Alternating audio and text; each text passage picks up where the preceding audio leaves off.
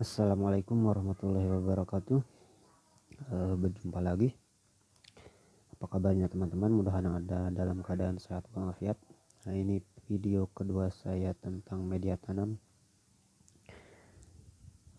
Di sini saya ingin membahas bagaimana cara mengolah media tanam hasil dari bolang ya.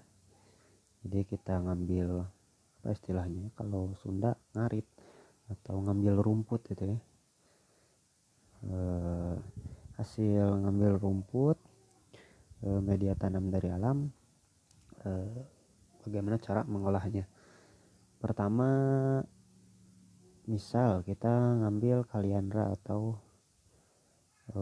paku-pakuan, misal seperti andam, mau daunnya, mau berikut beserta batang-batangnya, atau apa ya kalau yang kita ngambil dari alam. Intinya yang kalau misal masih hijau kita keringkan dulu, mau kita hamparkan di terpal atau kita sengaja jemur di bawah sinar matahari. Intinya kita keringkan. Sebenarnya kalau sudah kering, semisal kanaan kaliandra, ada yang mengatakan tidak difermentasi pun tidak apa-apa, tapi ya kalau kitanya santai untuk stok media tanam, ya apa salahnya kalau kita fermentasi sekalian dengan kalau kita ingin memfermentasi sekam mentah. Nah, sekalian aja kalau untuk stok. Jadi kita keringkan terlebih dahulu, lalu kita fermentasi. Bahkan sebenarnya untuk ini akar kadaka ini kan sifatnya nggak akan panas karena ini akar. Ataupun misal kita menggunakan akar tanaman paku-pakuan, ini jenis platycerium ya, sama gak sih sama paku-pakuan? Intinya kita menggunakan akar yang seperti ini, sebenarnya kan ini sifatnya sudah dingin, tidak akan panas untuk akar nanti dalam media tanam untuk tanaman.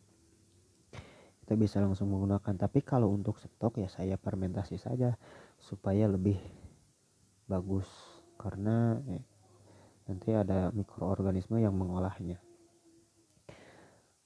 Karena misalkan kita stok media tanam saja ya, kalau tidak difermentasi, misalkan kita ambil rumput disimpan dalam karung, kita biarkan nanti akan berbusa panas. Itu hal yang terjadi ketika kita tidak memfermentasi, di mana ada bagian media tanam yang tidak sempurna layak digunakan walau sedikit.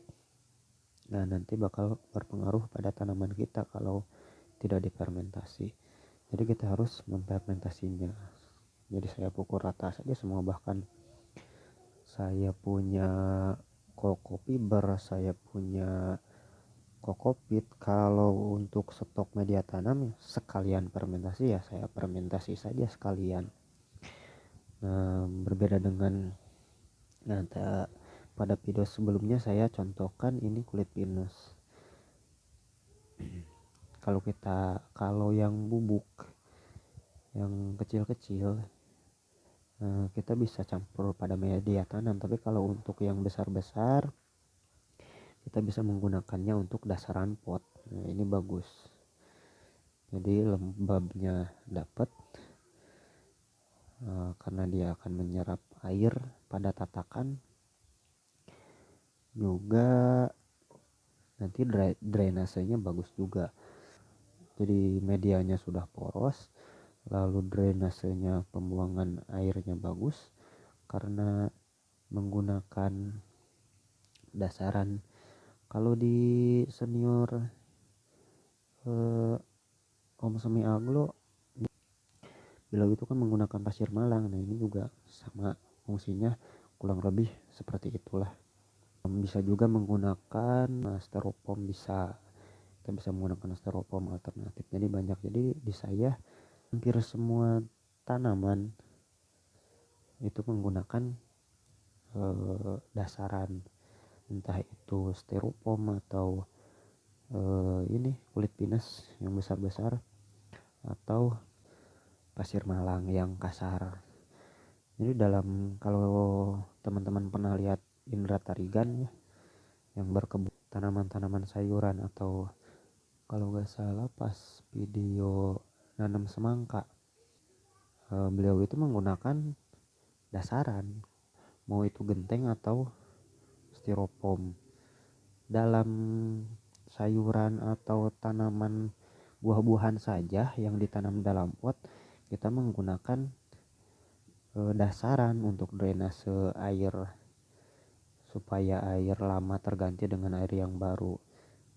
Nah, dalam hal tanaman hias apalagi itu, setidaknya kan kalau sayuran mati ya tanam lagi. Kalau tanaman hias kan jatuhnya lebih mahal tanaman hias kan kalau dihitung per biji. Jadi kita harus menggunakan dasaran.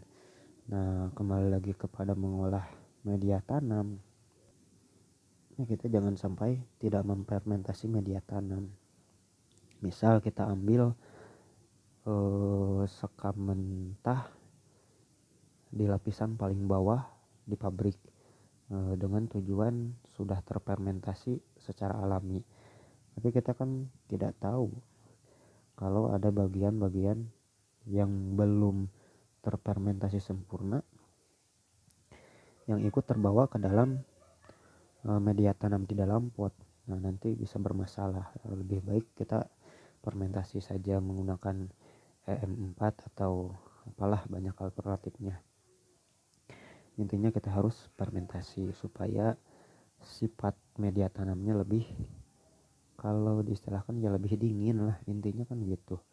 Karena kalau media tanam yang mentah kan panas sifatnya, intinya gitu. Kalau kita sekam mentah ya panas. Coba saja kalau simpan di dalam karung, pasti panas. Atau misal kaliandra tanaman-tanaman yang masih hijau yang belum dikeringkan, disimpan saja di dalam karung, pasti panas dan berbusa.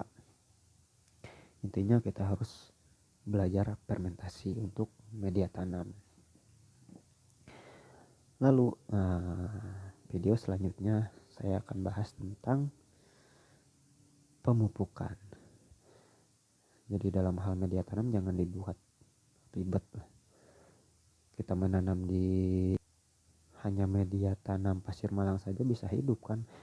Menanam tanaman tanpa akar, pucuk aglonema tanpa akar, kita kan bisa menggunakan media pasir malang saja untuk menumbuhkan akar.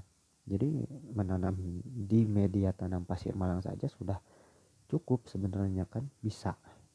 Cuma nanti mainnya di pemupukan. Kalau misal kita di tanaman dewasa mau menggunakan pasir malang saja, dan juga tentunya akan jatuh lebih mahal kalau kita menggunakan pasir malang saja.